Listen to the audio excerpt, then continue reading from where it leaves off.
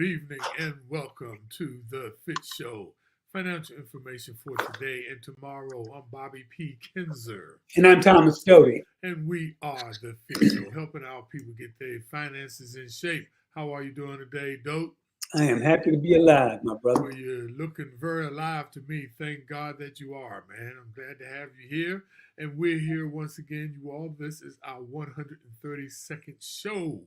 And it is Thursday, January the 11th, in the year of our Lord 2024. I'm so glad to be back at you, you all.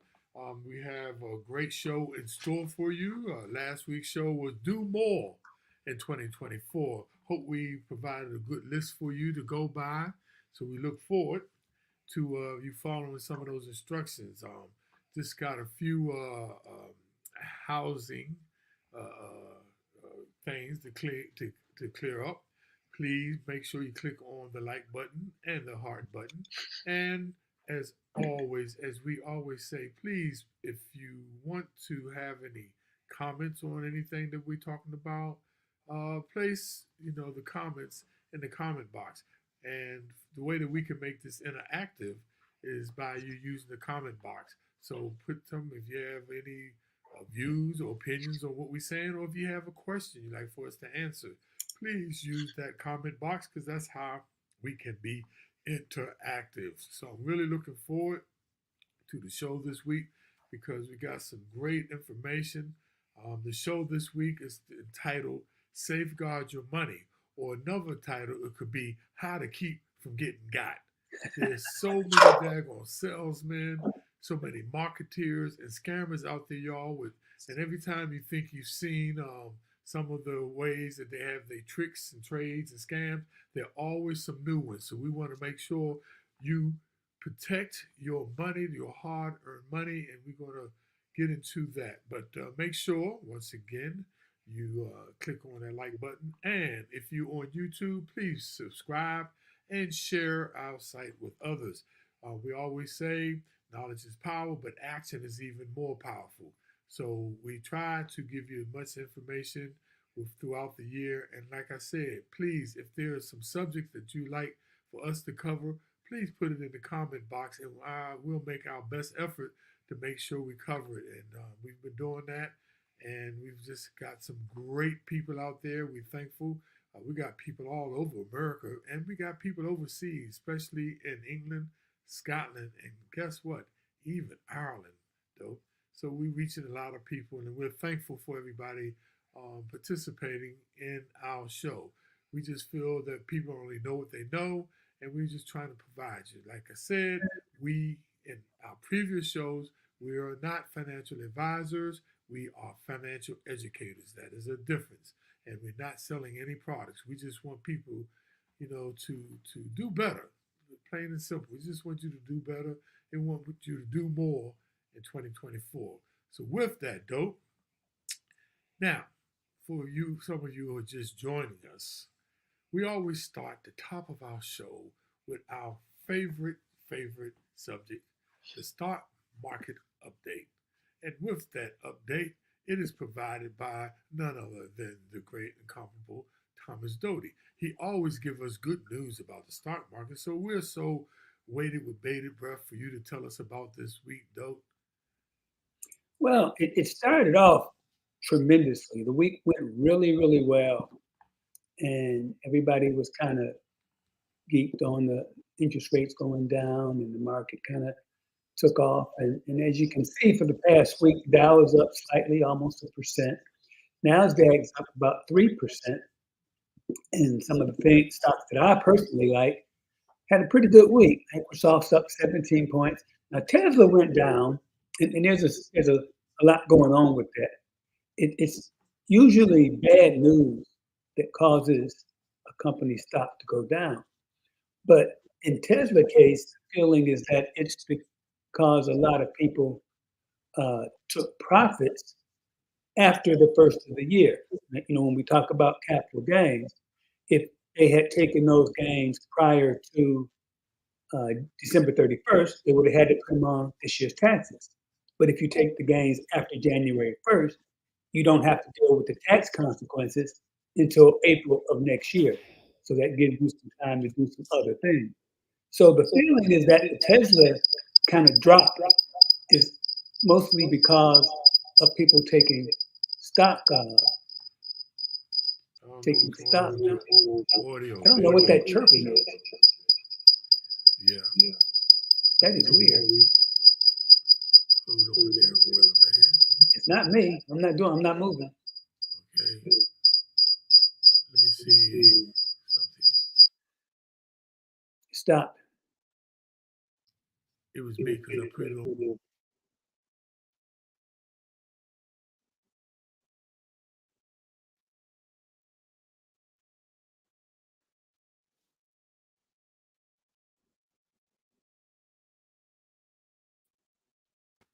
Okay, we're back though.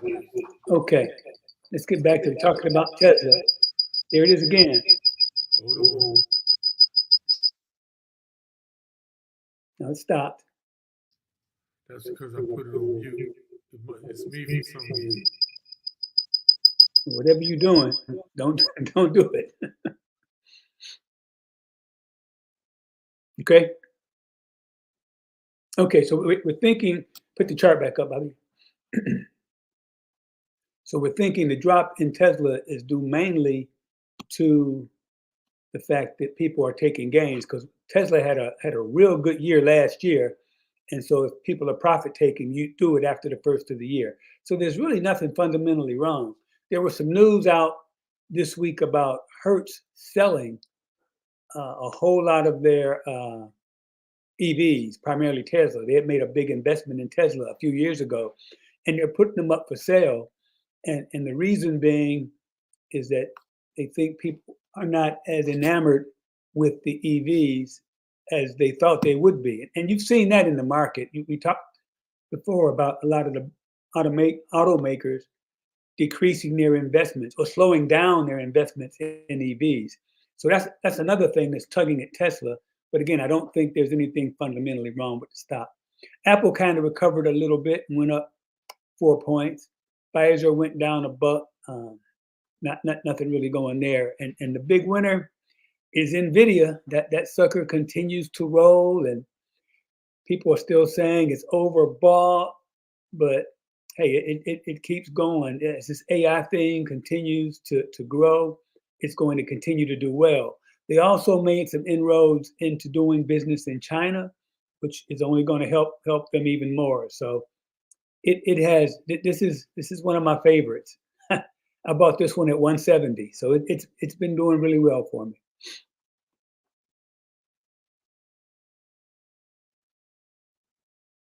Bob, you there? Yeah, I was there. I was on mute for this to work. I think. Okay, we good. Okay, good. It's gone, though. Okay, can you hear me? Okay, though. Yeah, you're fine, man. Okay, and you finished the stock market update. Yep, it's time for you to talk about Bitcoin and Exactly. crypto. But before I talk about Bitcoin, I just want to let you know my gold is up $18 an ounce. So that's another good thing. So let's go to the cryptocurrency, though, which is looking pretty good, my man. I'm telling you. Yeah, People were making some talking money all there that too. stuff. People were talking all that stuff about cryptocurrency market, and the whole market is up $92 billion, up to $1.8 trillion now, and the Bitcoin is up to $46,000, $46,375, and compared to last week, that's up $2,131, up 5%. So if you had money in there, your money would have grown. It's so interesting though. It's really picking up. Really don't know why, because a lot of times it's just consumer sentiment that has to do with Bitcoin. But I, I think I know one of the other things that actually just helped it jump up, because I think it was today the SEC just approved an ETF for Bitcoin for Bitcoins. Mhm. And so now they have them in a pool for ETFs.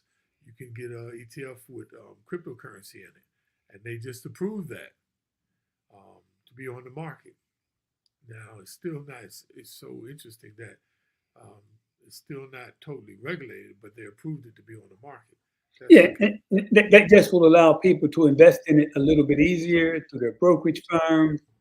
You can just like any other stock or bond or anything else you buy. So it should make it more accessible to more people. Right. And it is up, because I got in 2021 and it was at 29,000. So, doing pretty good. Um, Ethereum, which is the smart contracts, that's up 15% to $2,619. An Ethereum cryptocurrency, that's up $350 per cryptocurrency. And then you got Tether, which went down, which is pegged to the dollar. And Solana actually, for the first time, lost. It lost about $5, 5% though. That's pretty interesting. And Dogecoin is just tracking right along as we always see it. So as you can see, the cryptocurrency market for those people who have a bit of money that they've taken risks, which we know is highly speculative.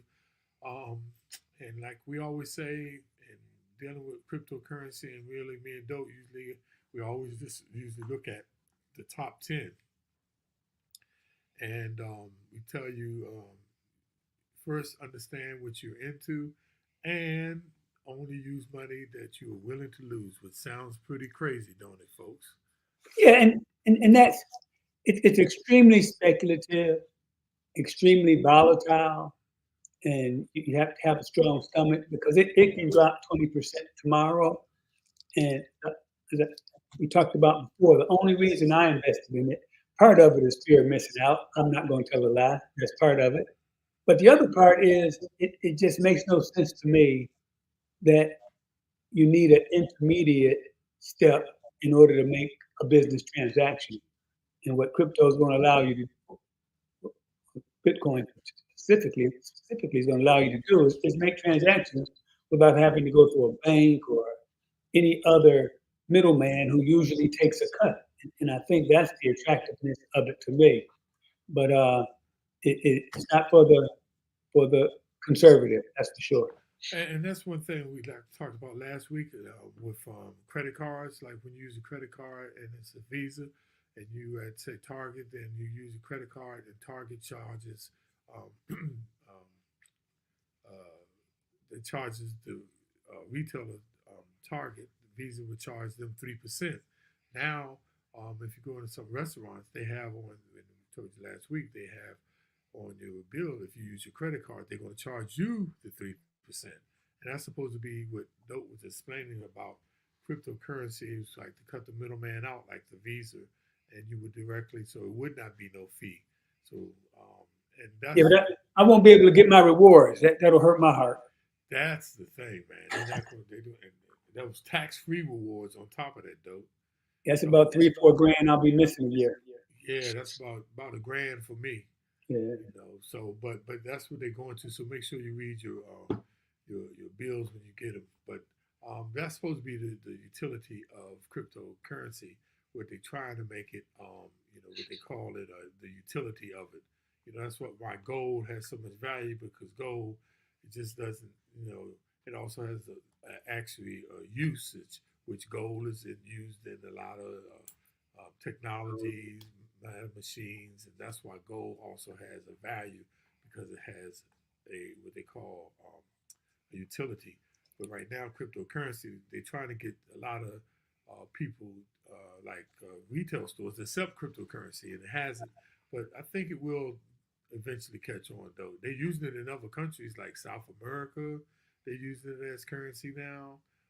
Panama, Central America. China has banned it. But anyway, though, let's talk about safeguarding your money. Yeah, Bobby. This we've talked about this in the past, but the crooks just keep getting more sophisticated. It's amazing how they keep morphing into whatever is necessary to steal people's money. They're using some old scams, they're using new scams, they're using new technology, and it's very difficult to keep up with them because they keep improving. As security gets better, they get better. So it's going to be here to stay. So we may as well get used to it. And with all this hands-free and everything being on your laptop or being on your phone, it's not going anywhere, and it's just gonna continue to grow. So make sure you find some ways, some tools to make sure you can combat these scams and keep your money safe. And sometimes it's like whack-a-mole because you close one hole and one pops up over here. And so they just become better. And AI is only going to make it easier for them to come at you, copying your voice and things of that sort. And so you really have to be diligent and pay attention to what's going on. If necessary, get somebody to help you. If you feel you need help managing your money, because there are people out there still, and they're coming at your health care, they're coming at your businesses, you get legitimate looking information. The banks, you got folks calling you saying they're the banks, and a lot of red flags, and that's what we're going to talk about today. Um, there's a couple of people when we were getting the echo and the screeching. Can everybody who's out there either on YouTube or Facebook, can you put a comment in there if you still hear the echo or you hear screeching? Because we want to try to make sure we take care of it. Because right now I don't think we hear that. Yeah, I just took my echo off. See if that helps. There comes mine again. So wait a minute, you said you took your echo off, though?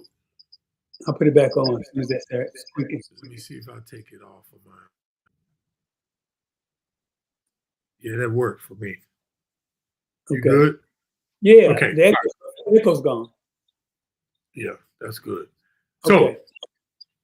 now criminals are not only taking advantage of technological innovations such as AI, artificial intelligence, but they're also growing even more adept at psychological manipulations. Their game of persuasion. Today, scammers is overseas call centers. For example, they're often trained to minimize their accents and coach on ways to connect emotionally with their targets.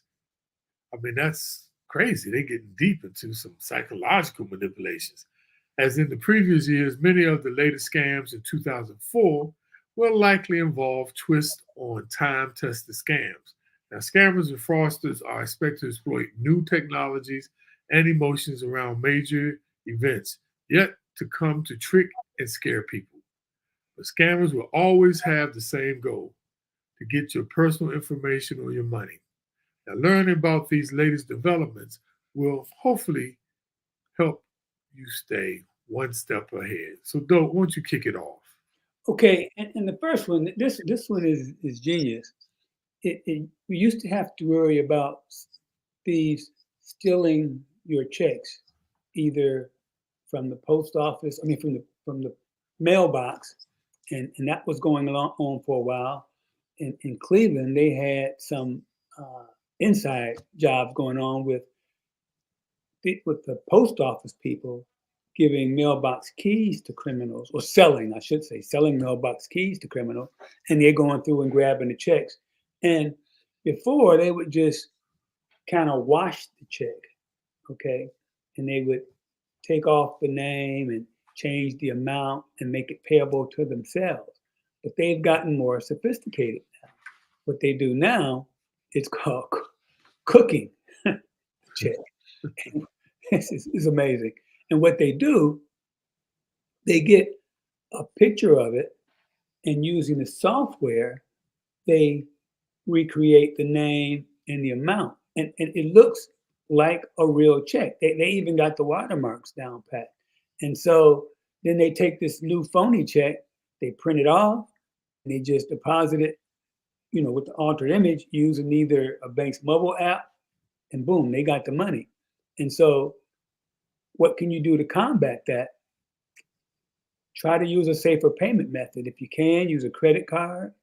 But if you still write a paper check, they can still steal that thing. So make sure I wouldn't put the check in the mailbox. I'd take it inside the post office. I wouldn't, I don't do that anymore. I don't even write checks that much, but if I did, I would take it inside the post office. I would never put it in the mailbox, even one by the post office. I would take it in and keep an eye on your credit, on your checking account, make sure you have it set up that you get alerts when a check clears so you can check the amount. That's the only way you can keep track, because they are getting real good at copying your checks and changing the amounts. And dope, I mean, was teaching the class on banking, and we usually have in a module about check writing, and the teacher said, Mr. Kinzer, I have a 27-year-old son. He hasn't written a check ever in his life. So we're getting away from the check, y'all, because it's so easy to copy and to manipulate a check. So I know some of y'all old folks who, against automation, but believe it or not, it's actually a little bit more safer than going with the checks. No, I want to talk about another particular scam, which is called the artificial intelligence powered scams, AI. Now, we all been hearing about AI. We heard, but look, perhaps the most obvious example of scammers using new technologies to power existing scams comes from artificial intelligence. For example, scammers might use AI to write more convincing and natural sounding phishing emails and text messages. Phishing emails are emails where you get that have weird email, what do you call it, send to like .gov. I mean, it might be we normally see .org, but it might be anything. And those are phishing emails. And now AI can write those and make them sound like they're good. Then they have this other thing, they create deep fakes of celebrities to trick victims into thinking they're investing in a good company or project. Also, AI impersonate the victim's friend or relative and ask for money as part of a grandparent scam. We're going to talk about that a little bit more, because I know y'all heard about that, but they got a new grandparent scam. Now, also AI, they use it to impersonate an employer and ask for personal information. The potential to create an image, video, or voice of someone else can make existing scams even more believable, and it opens up new opportunities for scammers. Now, thanks to technological advances, it's possible for thieves to capture a recording of your voice and then use a software program to generate an imitation, which they call a deep fake version, that can be used to impersonate you. Now, that voice print can be used to access your insurance or your financial institution or apply for a driver's license. Now, the New York Times reported on a recent case in which a representative at a major bank received a call from a deep fake company of a Florida investor's voice that requested that the bank move the man's money elsewhere. Fortunately, the fraud attempt was spotted by the bank before the real investor lost his savings. Now, how can you protect yourself against this? Now, to prevent your voice from being duplicated, don't answer the phone. Now, that may sound crazy, but if someone needs to get a hold of you, they can text you. Be cautious about answering calls that appear to be from people on your contact list, since the call can be coming from a phone that has been stolen or had a SIM card cloned. Now, this is another little way to sort of, protect yourself. Now, I've seen numbers come in that look familiar, look like my doctor's number or look like my daughter's number. But so this is one way to do. When receiving a call that looks familiar, when you pick up the phone, don't immediately say hello. Just wait and wait for someone to speak, then continue. Because when I'm finding dope, I've seen people, now when you don't answer, they either hang up or you hear some like a robocall type thing, like a computer sound, and they'll hang up. So that's another way to prevent yourself. But the AI is going across the board, man. And Bob, if it's from your bank or anybody that you do business with, just simply say, I'm going to call you back on a number that I know is legitimate. No one is going to get upset about that if they're legit. And so if they say they're from your credit card, say, I'm going to call the number on the back of my credit card and hang up with that person and call that number back and then follow it through. But as you say, just don't answer the phone if it's not somebody you know. And if they can send you a text, they can also leave a voicemail. Scammers very, very seldom leave voicemails. Okay. So if just don't answer your phone. Okay. The next one we want to talk about is the Cash App, Zelle, Venmo type scammers. And you're getting kind of mixed messages from each of those types of cash payment plans. Zelle, a lot of scammers are going through Zelle and they're using email or text to tell you that they're saying they're your bank or credit union's fraud department and something's wrong and they need to help you fix this situation. And they try to instruct you to send them money. They'll tell you send it to yourself, but really you're sending it to them. And so you just got to be leery when somebody calls you like that. It's probably not legit. And again, if they do call you, hang up, call the number directly that you know is a good number for that particular means of payment. And in 2023, Zelle actually paid some people back for scammers, but that's not always the case. And Venmo has been very, very reluctant to pay. And as a matter of fact, a couple of senators are putting pressure on them. They actually sent a letter to PayPal, which runs Venmo, to their CEO, asking them what are they going to do to safeguard people's money. Because if you think about it, that should be a closed system. And so it should only be the person who sends the money and the person who receives the money. So if something happens illegally, Zelle, Cash App, or whoever should be able to trace or unwind what happened and catch the perpetrator. But that's not happening. And so you just have to be diligent. And the most important thing, make sure you know who you're sending your money to and only send it to people on your contact list. And the bad thing about using these cash payment plans is that once the money is gone, it's gone and you cannot get it back. It's gone. But though that is good information because the key is you must know who on the other end that you're sending it to. That's the key with these cash apps, you all. Just make sure you know who's on the other end because once you hit send, bye bye, and there's no recourse. Now, though, there's another one called the delayed action sweepstakes. Sweepstakes. Now, sweepstakes scammers who call or write to say you won a fabulous fortune has been around for years, for ages. But recently they come up with a new variation on the old formula. Instead of trying to get you to pay taxes or other fees in advance to collect the non-existent prize, the scammers will ask for personal information so they can validate you and set up the payout. They'll say, just give us your banking information and your social security number, and we'll file with the IRS and we'll take care of everything. But boom, it's just another form of identity theft. Instead of quickly looting your bank account, which is called smash and grab, the scammers may play a long game.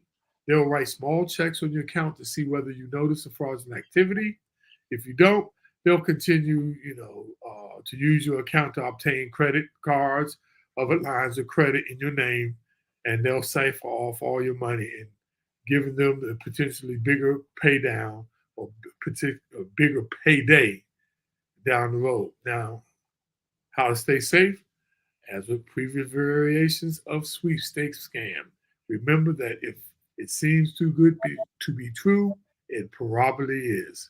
If you get a call from someone claiming that you've won a huge prize, the safest bet is just hang up and never provide any personal information. Yeah, and the next one, I hope nobody ever falls for this one. It's the virtual celebrity scam where these celebrities who have this big online presence, especially since the pandemic, and actually having interaction with fans on social media, and they might get a note from a celebrity or something from somebody who's famous, but The scammers are doing the same thing, and they're pretending to be famous people, and they start a conversation and get it going and tell you all their money's tied up, or they got this big investment just to try to get money from you. Don't fall for that. Ain't no celebrity got calling you. And if they're a celebrity, they shouldn't be asking you for no money. They ain't giving you no tips. They ain't got no investment scams, no investment deals. It's a scam. Okay. So as Bob just said, if it seems too good to be true, it probably is. And 99 times out of 100, ain't no celebrity gonna be calling you. So don't fall for that one. And that's just one. And my daughter told me, I think it was today, she got a text message from somebody offering her a part-time job. And that's one I could see a lot of people falling for, where you say, hey, here's a chance to make some extra money. But the problem is they get a lot of your personal information in order to set you up to apply for this job. So again, just don't fall for it. Hey, Doe, check this one out. Not the grandparent scam. This is called the multi-stage grandparent scam. Now, this is new, more sophisticated version of the grandparent scam, in which crooks call and pretend to be a grandchild who's been arrested and needs bail money to get out of a non-existent legal jam.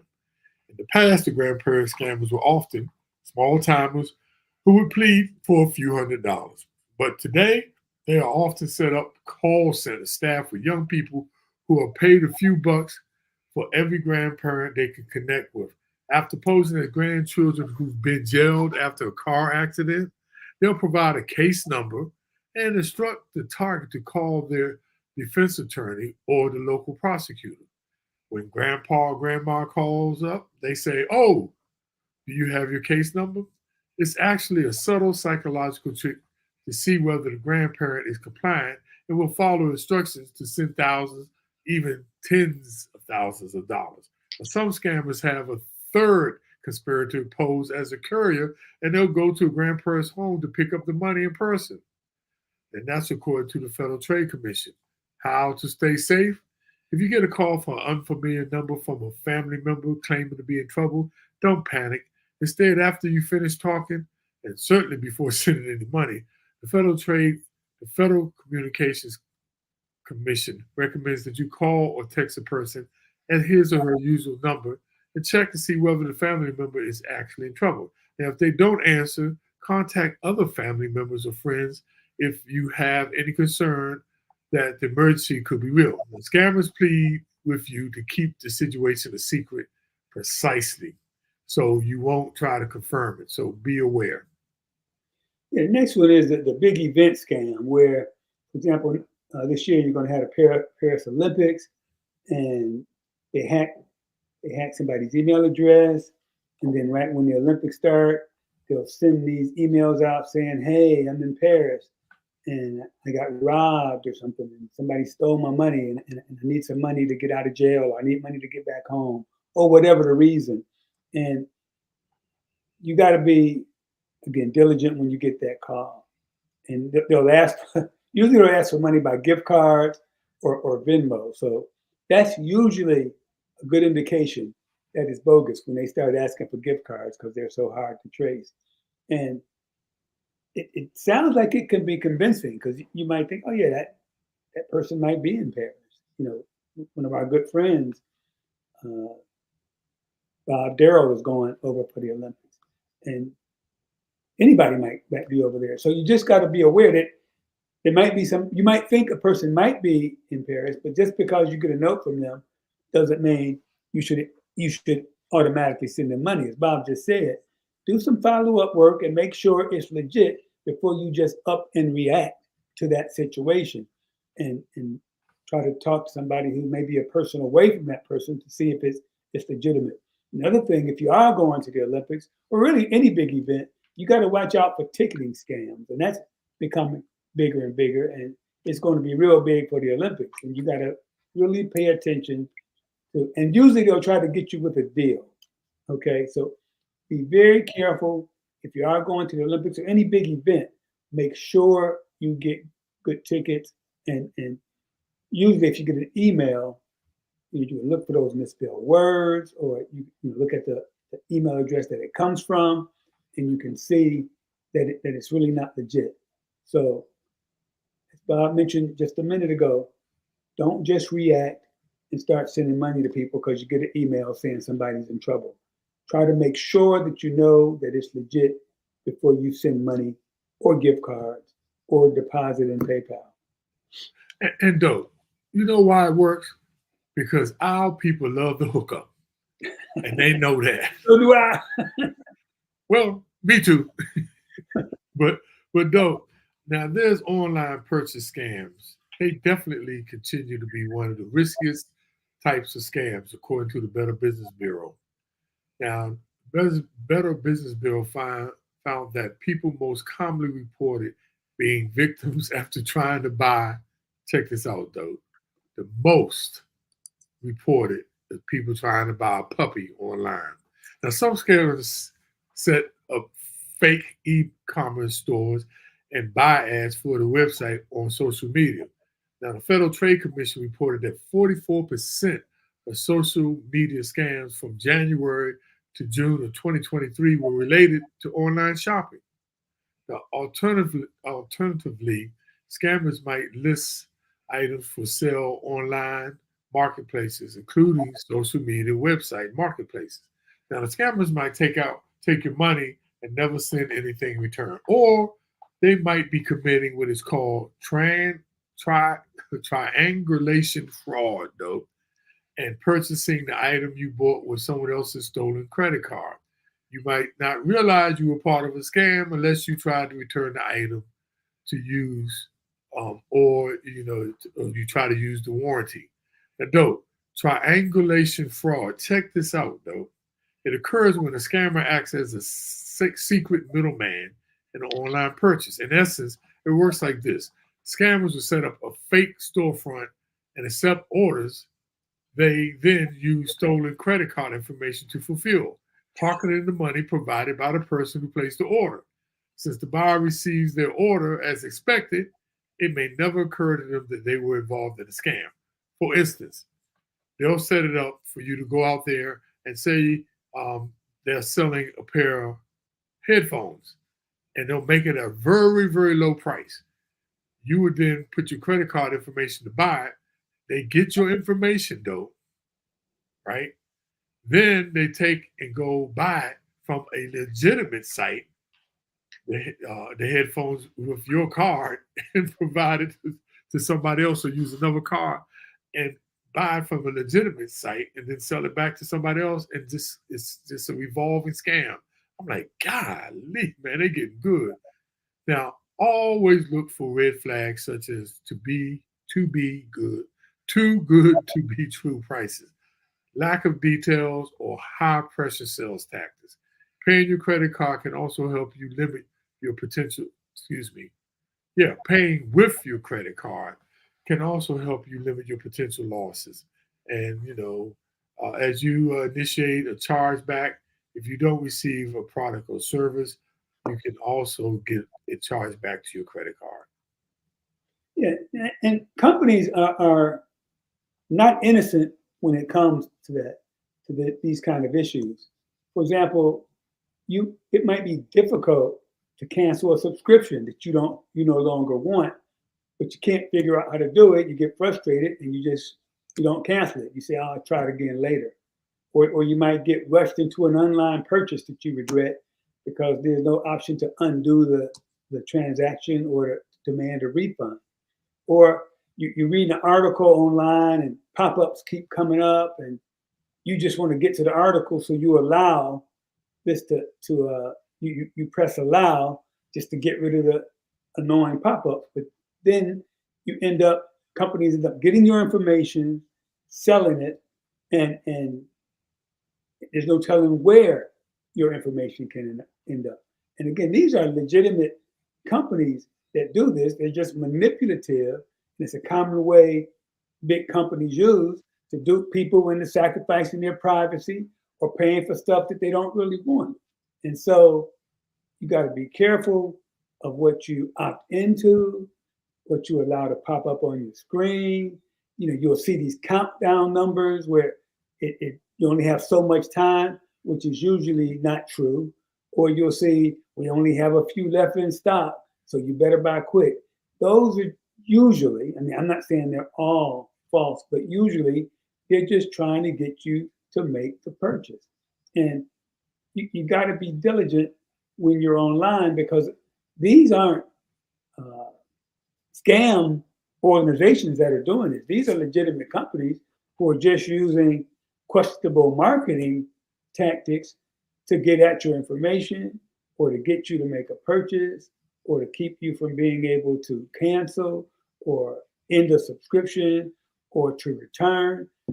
You'd be surprised how many people just give up and don't do it. It happens all the time. And you probably encountered another scheme was called the Roach Motels. We talked about that last week. Now, some of you all from the ghetto Roach Motels y'all will remember how that works. But the Federal Trade Commission issued a report last week on the rise of these patterns, and since then have taken action against several companies, including, check this out, like Dope was saying, retailer Amazon and Epic Games, which makes the Fortnite video games. In March, Epic Games was ordered to pay consumers $245 million to settle charges it tricked users into making unwanted purchases.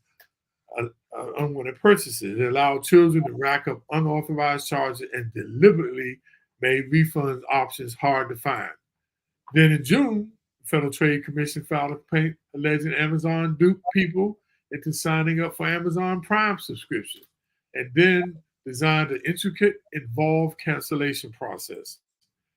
Fitly, Amazon named it was called the Iliad process, which is based off the term labyrinthine, which was the old refers to the whole Homer's epic, long, arduous, the Trojan thing, and the subscriptions that are easy to sign up for and hard to cancel are known as roast motels.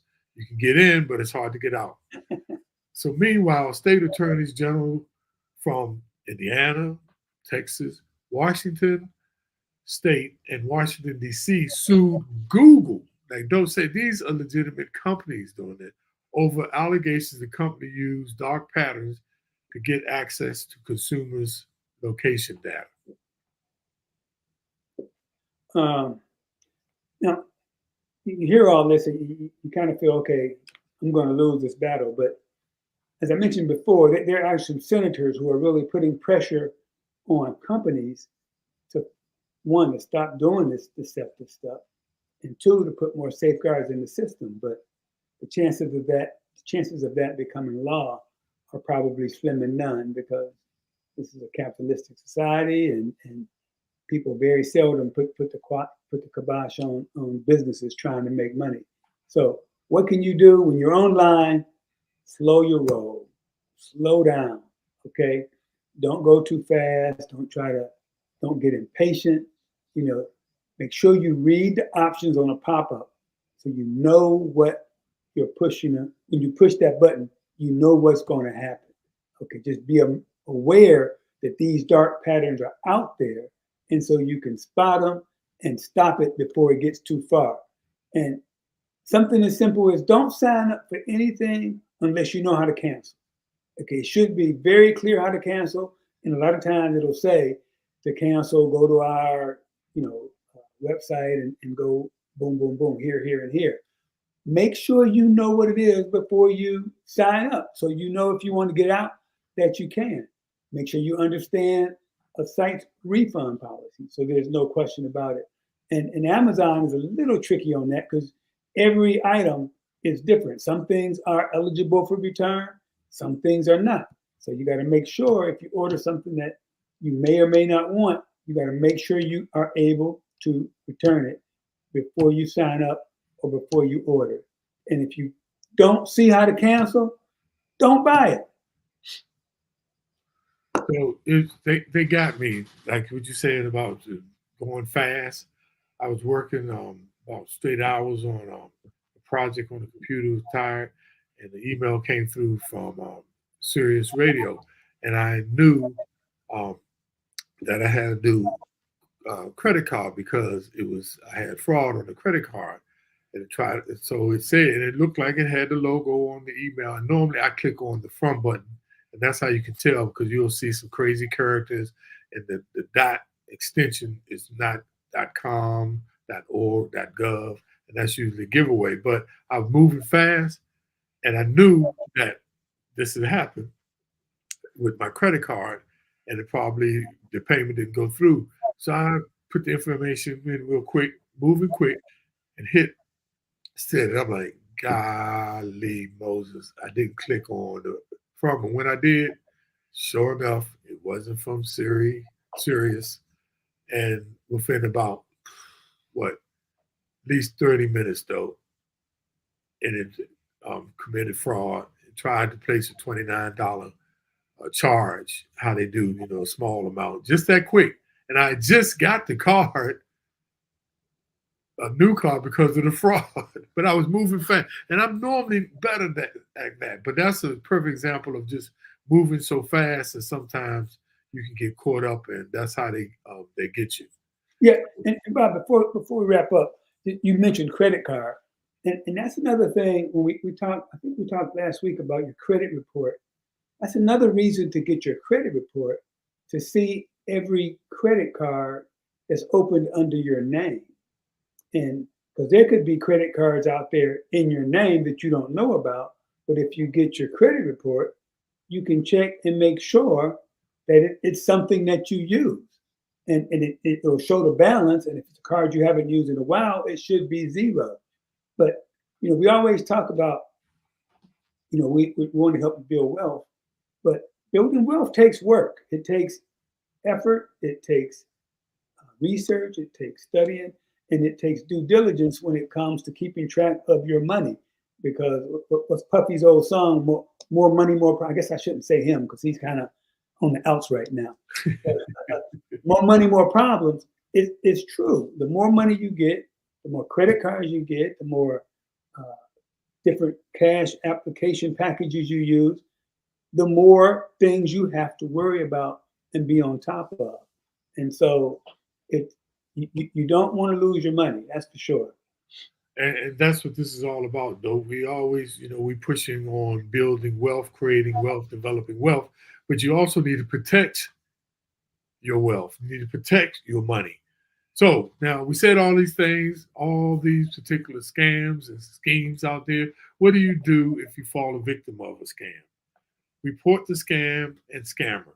Document the dark patterns you find by taking screenshots. You can send those dark patterns tip line to those tip line maintained by the Consumer Reports. You can make complaints to the Federal Trade Commission online or your state attorney general's office. Yeah, is this that accessible, you all? Additionally, report the scam and related messages to any relevant party, such as your bank, credit card issuer, social media platform, email provider, phone carrier, or even UPS, or even the Postal Inspection Service. You can also file a police report, which might help with recovering your identity or lost funds. So, what would help? Scan your devices. If you click on a link or attachment, you may want to run an antivirus scan to check the malware. And everybody should have a virus scan on your computer anyway. Change your passwords. On any accounts that you use the password, or the scammers might know because you've been using the same one. Use this as an opportunity to create a stronger password, or try out the new, it's called passwordless option, called passkeys, that are available on a lot of websites. Now, Dope talked about this last week. Lock down your credit. You may be worried about identity theft if you gave the scammer your personal information. You have the right to add fraud alerts and security freezes, also called credit freezes, to your credit reports for free. These can help keep someone else from opening an account using your information. Now, I know we covered, as always, a lot of information, but we find it is so important, y'all. Um, Though this lady, I don't know if you ever saw the movie Catch Me If You Can. The guy Mhm. that was in that movie, he actually came to the FDIC in our fraud class, and the lady was like, "Oh, what can I do?" And he said, actually, there's you almost can't stop them every 100%, but you can do things to prevent them. They come in so many ways, but the key is, and I hope y'all took note and actually go back and watch this, because there's a lot of ways that you can prevent them from stealing your money and your identity. So with that note, let's go to the video. Let's go to the summary and takeaways for the session for today. Okay, I'm going to start it off. And the first one we've talked about, scammers are becoming more sophisticated. It's like they're going to grad school, and as people think of ways to stop them, they're thinking of ways to get around whatever the consumers come up with. So you got to be aware of that they're changing and morphing into better thieves every day. So you got to stay on top of your game. And they're present in all financial transactions. Like we said before, these are legitimate businesses out here. They in almost at for every front door, there's a back door created. So you got to be on it, you all, because it's like I said, it's not. It used to be some little guy just trying to steal a couple of dollars or a couple of $100. Now these are people in big businesses trying to take thousands of dollars from you. Yeah, and stealing's become it's an active business. It's active, ongoing business. There are call centers where people just sit and call grandparents trying to steal money. As Bob talked about the grandparent scam. There's call centers. There's a whole bunch of people just sitting down making calls, and all they need is one person to slip up, and they get paid. And it's legitimate, not legitimate businesses, but it's actual businesses of scammers. And so it, it's it's in here. It's here to stay. So stay on top of your stuff. And slow down. Like I said, I was moving too fast. Slow down is one of the keys to be able to identify these things. Be diligent. And most of all, be skeptical. And I'm just a skeptical person. I'm a conspiracy theorist person. So I'm always on the lookout, because I grew up in DC. I'm taught to keep my head on a swivel and check things out. So you slow down, be diligent, and be skeptical. Yeah, don't get got. Pay attention to the little keys that you get from people. Don't answer your phone. If you get a call and they say it's your bank, hang up, call your bank back, uh, lock down your credit, set your accounts up to get alerts, do all those things. And that still doesn't guarantee that you won't Right. get got, but do everything you can to keep from getting got. And as a reminder, get your taxes done as soon as possible. There's no use waiting till April 15th. You get nothing for doing that. Even if you owe money, you can file your taxes today. You don't have to pay the bill until April 15th. And the reason I push that is because somebody can get your information and file a tax return in your name. If you get yours filed and out of the way, it can't happen. And it's a pain trying to get that corrected if it does happen to you. So you're going to have to do it. Don't wait. Get your taxes done and out the way. Great advice, dude. I forgot about that one, because they, they steal your daggone refund check. I mean, And file a return under your name with all kind of deductions. wow. So That, keep that, your that's taxes done as soon as you can. so remember, whatever you do, don't get got. And the way to do it is stay up on. We don't always talk about check your accounts. If not daily, I don't say daily, but at least weekly. You know, at the most monthly. But you have to check, because that's the only way that you can, not the only way, but one of the ways that you can catch these things. And I know sometimes we move in and we busy, but this is your hard earned money. Yeah, And Bob, if you don't know how to set alerts up for yourself, call your bank. They will walk you through it. They Right. have a department that will take you to the internet and show you how to set up alerts. That's the first line of defense. As soon as something happens, you can know about it before it gets too far down the road. Don't So be afraid to ask for help. yeah, don't be afraid. And there's so much out there. And I hope this was helpful to a lot of people. And as we do, let me give our shout out to our wonderful listeners and viewers. We're so thankful. Y'all just don't know how appreciative me and Dope are of you. We believe that we have some very powerful and useful information, but that you come on and listen to us and share this with your family and friends. We are so grateful. Excuse me. And now, Dodie, what's up now? Great to now say great show and thank you. Thank you for that comment now.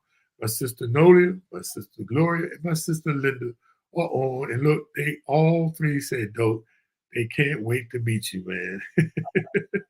And That's too much pressure because it won't be as nice as you think. that ain't right. And hey, what's going on, Garnett? Oh, thank you for your comments. She said very informative and great show tonight. Thank you, Garnett Nickens, and one of my favorite friends and co-worker, Joanne Skinner. Thank you, Joanne. Made some comments out there tonight. And I just want to say, hey, Dope, guess who else we got out there? Who's that? From New York's finest, Taylor Doty. Hey, Taylor, hope you're feeling better, little girl. Yeah, me too. And TheNoteExperience.com. Rodney L. Madison Sr. How you doing, Rodney? So great you tuning in. And make sure if y'all looking for alternative investment or holding how to use mortgage notes and how to make money from them, go out on TheNoteExperience.com. And my brother, my good brother, Colton Chapman, who's always a stalwart that sticks with us. Dope. What's happening, Carlton? Thank you for tuning in as always, my good brother. With that, thank you again. We'll be here next week, same bat channel as always. Thank you for tuning in. We're here every Thursday at 8 p.m. Make sure you go out and share this on Facebook and you go out and subscribe and share it on YouTube. With that, have a wonderful evening and we'll see you next week.